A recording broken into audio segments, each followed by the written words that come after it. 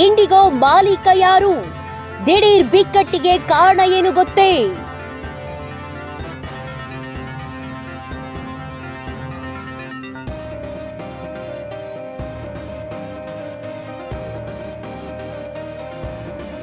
IndiGo ವಿಮಾನ ರದ್ದತಿ ಮತ್ತು ವಿಮಾನಯಾನ ಬಿಕ್ಕಟ್ಟು ದಿನೇ ದಿನೇ ಉಲ್ಬಣಗೊಳ್ತಿದೆ. ತಾಂತ್ರಿಕ ದೋಷಗಳು ಮತ್ತು ನಾಗರಿಕ ವಿಮಾನಯಾನ ನಿರ್ದೇಶನಾಲಯದ ಹೊಸ ಮಾನದಂಡಗಳಿಂದ ಈ ಸ್ಥಿತಿ ಉದ್ಭವಿಸಿದೆ ಎನ್ನಲಾಗುತ್ತಿದೆ. ವಿಮಾನಗಳ ರದ್ದತಿಗೆ ಕಾರಣವಾಗುವ ಸಮಸ್ಯೆಗಳನ್ನು ಸೋಮವಾರದೊಳಗೆ ಪರಿಹರಿಸಲಾಗುವುದು ಎಂದು ಕಂಪನಿಯು ಕೇಂದ್ರ ಸರ್ಕಾರಕ್ಕೆ ಭರವಸೆ ನೀಡಿದೆ. ಏತನ್ಮಧ್ಯೆ ಜನರು ಇಂಡಿಗೋ ಮಾಲೀಕರು ಮತ್ತು ಇಂಟರ್ಗ್ಲೋಬ್ ಏವಿಯೇಷನ್ ಅತಿದೊಡ್ಡ ಪಾಲುದಾರರ ಬಗ್ಗೆ ಮಾಹಿತಿ ಹುಡುಕಲು ಆರಂಭಿಸಿದ್ದಾರೆ. ಹಾಗಾದ್ರೆ ಇಂಡಿಗೋ ಮಾಲೀಕ ಯಾರು? ಇಂಟರ್ಗ್ಲೋಬ್ ಏವಿಯೇಷನ್ ನಿಯಂತ್ರಣ ಯಾರ ಕೈಯಲ್ಲಿದೆ?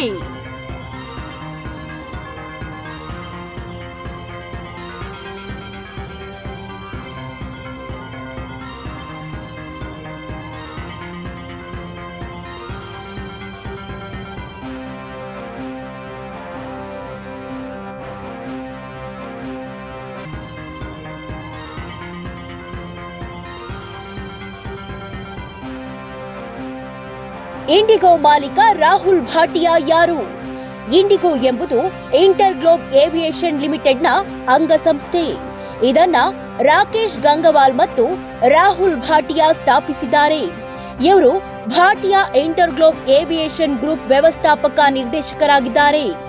ಕಂಪನಿಯನ್ನ 1989ರಲ್ಲಿ ಸ್ಥಾಪಿಸಲಾಯಿತು ಮತ್ತು ಕಂಪನಿಯ ಪ್ರಮುಖ ವ್ಯವಹಾರ ವೈಮಾನಿಕ ಸಾರಿಗೆ ನಿರ್ವಹಣೆಯಾಗಿದೆ. ರಾಕೇಶ್ ಗಂಗ್ವಾಲ್ ಕಂಪನಿಯಲ್ಲಿ ಸುಮಾರು 13.5% ಪಾಲು ಹೊಂದಿದ್ದಾರೆ.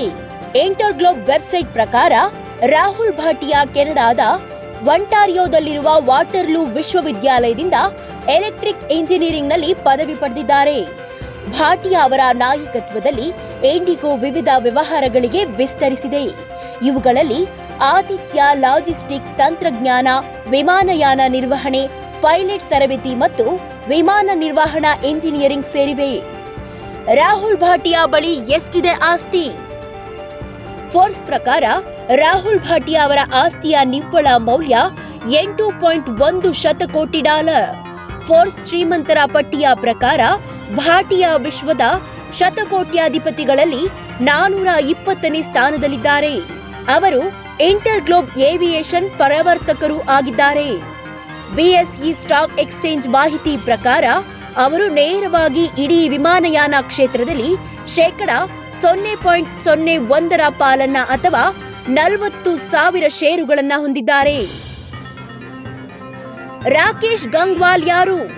ರಾಕೇಶ್ ಗಂಗ್ವಾಲ್ ಇಂಡಿಗೋದ ಮತ್ತೊಬ್ಬ ಸಹ ಸಂಸ್ಥಾಪಕ. 2022ರಲ್ಲಿ ಕಂಪನಿಯ ನಿರ್ದೇಶಕರ ಮಂಡಳಿ ಹುದ್ದೆ ತ್ಯಜಿಸಿದ್ದು, ಅಂದಿನಿಂದ ವಿಮಾನಯಾನ ಸಂಸ್ಥೆಯಲ್ಲಿ ತಾವು ಹೊಂದಿರುವ ಷೇರುಗಳನ್ನು ಮಾರಾಟ ಮಾಡುತ್ತಿದ್ದಾರೆ. ಬಿಎಸ್ಇ ಮಾಹಿತಿ ಪ್ರಕಾರ ರಾಕೇಶ್ ಗಂಗ್ವಾಲ್ ಪ್ರಸ್ತುತ ಇಂಟರ್ಗ್ಲೋಬ್ ಏವಿಯೇಷನ್ನಲ್ಲಿ 4.5% ಪಾಲನ್ನ ಅಥವಾ 1,75,30,493 ಷೇರುಗಳನ್ನು ಹೊಂದಿದ್ದಾರೆ.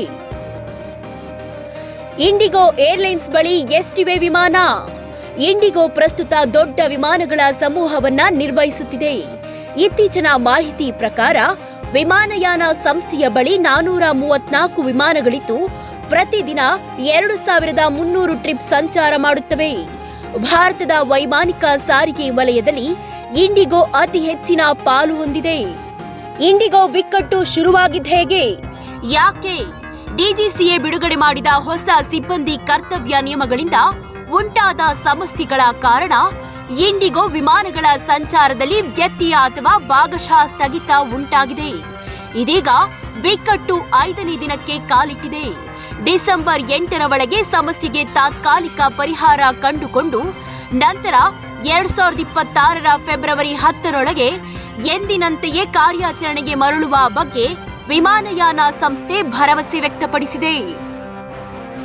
ಪ್ರಿಯ ವೀಕ್ಷಕರೇ, ಈ ಸುದ್ದಿ ಇಷ್ಟವಾದಲ್ಲಿ ಸಬ್ಸ್ಕ್ರೈಬ್ ಆಗದವರು ಸಬ್ಸ್ಕ್ರೈಬ್ ಆಗಿ, ಶೇರ್ ಮಾಡಿ, ಲೈಕ್ ಮಾಡಿ, ಪ್ರೋತ್ಸಾಹಿಸಿ.